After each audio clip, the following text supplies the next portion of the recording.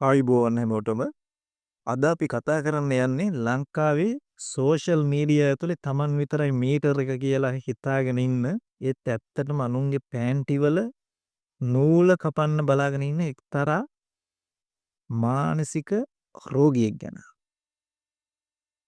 ඒ තමයි ඉන්දික තොටවත්ත. මෑතකදී හු කන්නොරුවේ සිරිදම්ම හාමුදුරුවන්ව විවේචනය කරමින් වීඩියෝ දෙකක් විතර පළ කළා. හැබැයි තොටවත්ත මහත්තයෝ අනුන්ගේ කුණු හොයන්න කලින් තමන්ගේ රෙදි ගැලවෙච්ච තැන් මේ රටේ මිනිස්සුන්ට අමතකයි කියලා හිතන්න එපා. අද අපි තොටවත්තගේ රෙදි ගලවනවා විතරක් නෙමෙයි ඔහු මේ කරන views හිඟා කෑමේ නිර්වතත් හෙළිගත්. අපිට හොඳට මතකයි කාලෙකට ඉස්සර එක නාලිකාවක තොටවත්ත පෙන්නපු පෙට්ටි තුනේ විජ්ජාව. වහලා තිබුණු පෙට්ටි තුනේ තිබුණු දේවල් මිනිහා නිකන් බලාගෙන හිටියා වගේ කිව්වා. ඒක ලෝකෙ පෙරලෙන වැඩක් වගේ එදා පෙන්නුවා. ඇත්තට මේක නාලිකාවයි තොටවත්තයි කලින් ඩීල් දාලා කරපු රංගපෑම. මොකද ඊට පස්සේ වෙනත් නාලිකාවලින් අභියෝග කළාම තොටවත්ත මොකද කරේ? අද දවස් හොඳ නැහැ මෙතන ভাইබ්‍රේෂන් එක මදි මිනිස්ටර් මණ්ඩලයක් ඉස්සරහා කරමු. ඔය වගේ වකිය කියා මිනිහා ලෙස්සලා ගියා. අන්තිමට තොටවත්තට සිද්ධ වුණේ ගලේ පහරපු අර බලලට සිද්ධ වෙච්ච දේම.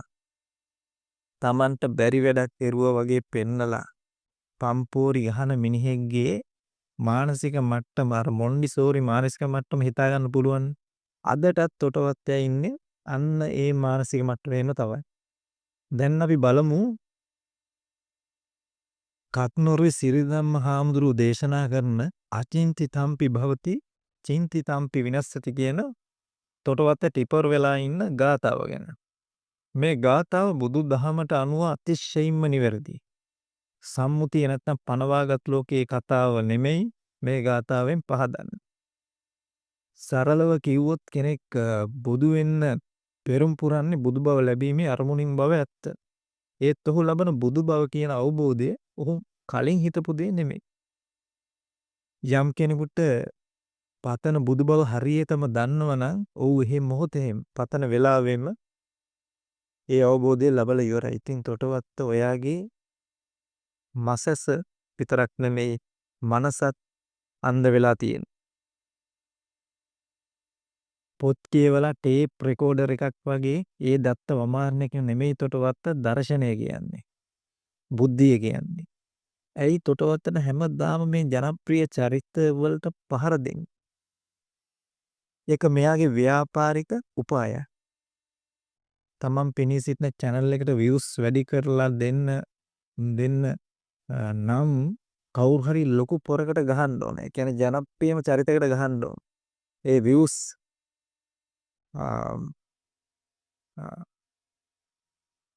ඒ views වලින් ලැබෙන ජනප්‍රියත්වය පාවිච්චි කරලා බුදුහාමුදුරුවෝ තිරස් චීන විද්‍යාවක් විදිහට ප්‍රතික්ෂේප කරපු ජ්‍යොතිෂය කියන විශ්ය මිත්‍යා මේ රටේ අහිංසක මිනිස්සුන්ට විකුණන එක තමයි මේ මිනිහ හැමදාම කෙරුවේ.